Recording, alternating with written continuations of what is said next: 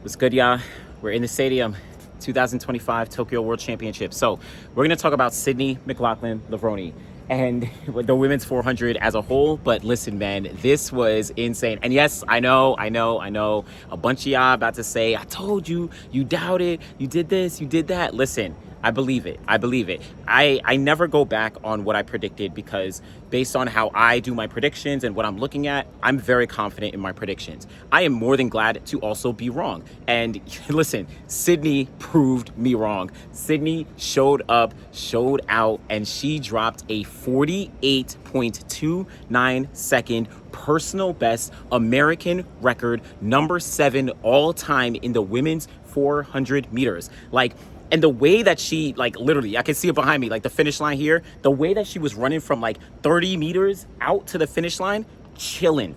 Absolutely chilling. Now, go on to the Citius Mag YouTube channel. We just posted, I got a chance to interview Sydney after the race, and she said that she didn't expect that time to come up. She was like, okay, wow, because she's running a semifinal, right? She's running a lot more relaxed, relative to what she would do in the final. So she probably didn't expect to see a 48.2 come up, right? She didn't expect to see an American record come up, but she of course has been training to prepare herself to run that fast, right? Where she has been making sure she knows that Paulino and Nasser are capable of running that fast. So she was expecting and at least training to do so. I also asked her what kind of training she's been doing since USA's, as one of the things that I noted is she hasn't raced since USA's, and she also hasn't raced against Paulino or Nasser and got that experience of what not only competing against them would be like, but also running the rounds of the 400, which, yes, she runs rounds and she has strength in the 400 hurdles, but even in Sydney's words, running the 400 is very different. So I asked her about what she's been doing in training, and she said that she has a training partner in Wellington. She said the name Wellington. I'm not sure who exactly that is, but she said she has a male training partner who has been helping her to pace, to train, to kind of push the bounds of what she's going to need to do to make sure she's prepared for rounds and to make sure she's prepared for that final. So that is in my opinion, really, really interesting development, at least that, I think is confirmed for the first time now that she has a male training partner at least to prepare her for the 400, which I think is very, very good, because going into the 400 meter final, as I've said, she's never had to, consistently race against someone like Nasser, who's very erratic when it comes to her pacing style. She goes out very, very fast. Or Paulino, who also is able to kind of run down the field. Hopefully these lights don't go off, but I think that's very good.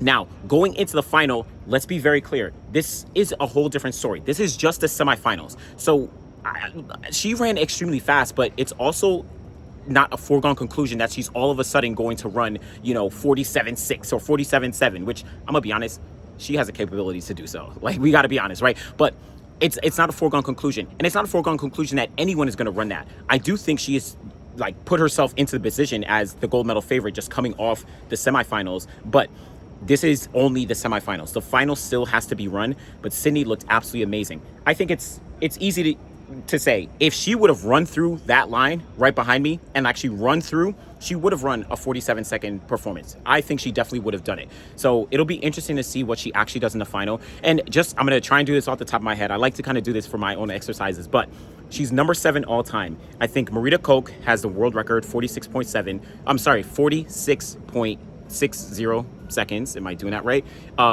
I'm sorry, 47.60 seconds. Apologies. 47.60. You have Yarmila Krotachvalova, 47.99. You have Sawa Nasser, who's run 48.14. You have Marlita Paulino, who's ran 48.17. After that, you have Marie-José Perec. Back in 1996, she ran 48.25. And then you have Olga Brezgina, who ran I think it was 3.2 or it's 2.7. I forget, but she's after Marita Koch.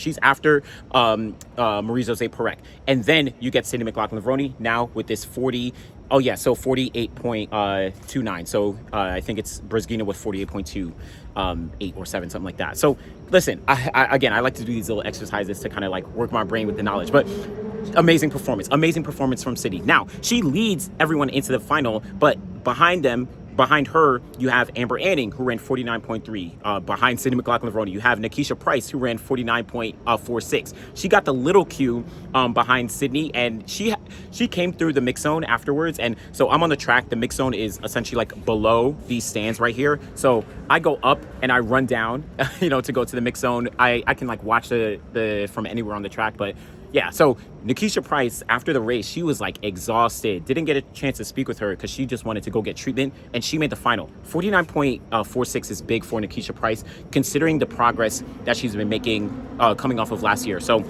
shout out to her. Sawi Nasser, she won her heat in 49.47. She looked comfortable as well, relatively. Natalia Bukowiecka, she also won her heat in 49.67. She is back. She's back. She's ready. She's comfortable. And then this is a big development for me. Actually, I'll talk about her in a second. But Marlita Paulino, 49.82. She was second place in her heat behind Natalia Bukowiecka. She was actually easing up in the final meters. Like, as she got to the finish line, she was easing up, Marley Paulino. And then Natalia Bukowiecka, she actually surpassed her. So, she just was like, oh, I'm done, Paulino. And she's like, I got the qualifying. So that may be strategic, not intentionally, but, unintentionally, because she may get a lane on the outside, which may work to her benefit, because that may mean that Paulino would just have to run her own race, go out hard, and not worry about trying to pace things, relative to any other athlete. That may be interesting, right? I don't know, but we'll see. And then you also had Henriette Jager, who got the last time qualifying spot of 49.87. Now, I didn't mention Roxana Gomez, who actually got second place behind Saweed Nasser, running 49.78 seconds. This was pretty big. The last time that I remember Roxana Gomez was the 2020, actually at the Tokyo Olympic Games. She was in the 400 meter final, and she pulled up. She got injured coming around like the curve, I think about 100 meters. And that was the last time that I truly remember her. Now, she has been competing since then, but she hasn't been able to make a final. This is a big comeback for Roxana Gomez. I think she's dealt with injuries, setbacks, all kinds of things, but this was big for her to be able to get into this final. And listen, I'm not picking anyone outside of Sydney, Sawa, or Marliti. I mean, I know people are going to say Natalia Bukowiecka because she beat Paulino, but that's not truly indicative of like what someone like Paulino can do. Paulino, Nasser, and Sydney they're looking at 48 low. Sydney just ran 48 low, right? I don't think anyone is capable of running, lower than 48.3, except for those three right now. I could be wrong. Right? Nikisha Price has run 48.5, but just saying that we're looking at a different landscape, and I think those three are still the solid three. Now, as I said, my predictions, those stick because of how I do my predictions, but based on what we just saw after these semifinals, I mean, I'd be crazy to say that Sydney isn't, the favorite going into the final, but anything can happen. Anything can happen. As I've said before, I am a firm believer that all three, Paulino, Nasser, and Sydney, can all run 47s. So we'll see. I also don't want to predict 47s for these finals. I don't want to jump out the gate and say we're definitely going to get 47. What we see in the semifinals is very different than what we see in the final, right? Athletes are going to execute differently. Athletes are going to run a little bit harder, and that may not just translate directly to a faster time. Now, it very well might do so, right? Sydney is a generational talent. Paulino, Nasser are generational talents. But I just know that we're going to have an exciting 400-meter final. Now, there were a few, surprises of athletes who didn't make the final. Martina Veal, I of course didn't put her in the final, but she's been having a lot of progress this year. I was excited to see her hopefully make the final. Unfortunately, she wasn't able to get there, but she's going to have a continuous bright future. Isabella Whitaker also missed the final. She was she was coming down the home straight, struggling just a little bit, but, wasn't able to make it into the final. You also saw Leaky Claver. You also saw Stacey Ann Williams, Sade Williams. She actually ran a season's best. Shout out to Sade Williams. And then Aaliyah Butler. Check out the interview with Aaliyah Butler. I spoke to her, and she explicitly said it's been a long NCAA season. It's been a long NCAA season. That's one of the things I did speak about when I was making predictions, because looking at the trajectory of her season, people did see she ran 49.0, and she had almost beaten Paulino at the Monaco Diamond League. But the context of her peaking for not only NCAAs before the Monaco Diamond League, but also USAs after that, that's something that you need to take into consideration.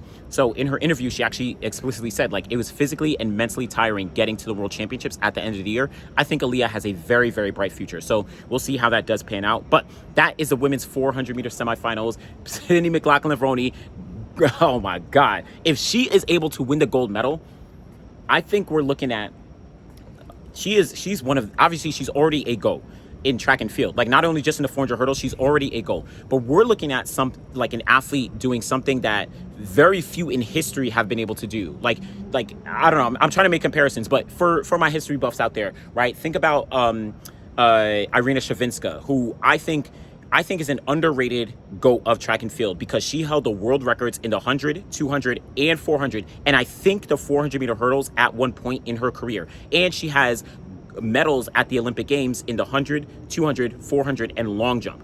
Like, we're talking about someone who's a GOAT. Now, I'm doing this comparison because Sydney is going from the 400 hurdles to the 400. And if she's able to not only win a gold medal, potentially, but if she wins a medal, listen, that's going to be massive. So shout out to the women's 400-meter semifinals. Let me know what you think. Check out the Citius Mag interviews on the YouTube. Check out the Citius Mag recap shows that we have. I'm not on it tonight, but, you know, we got it every single day after every session. Let me know what y'all think. Be sure to like the video, subscribe to the channel. Truly do appreciate y'all. Thanks for watching.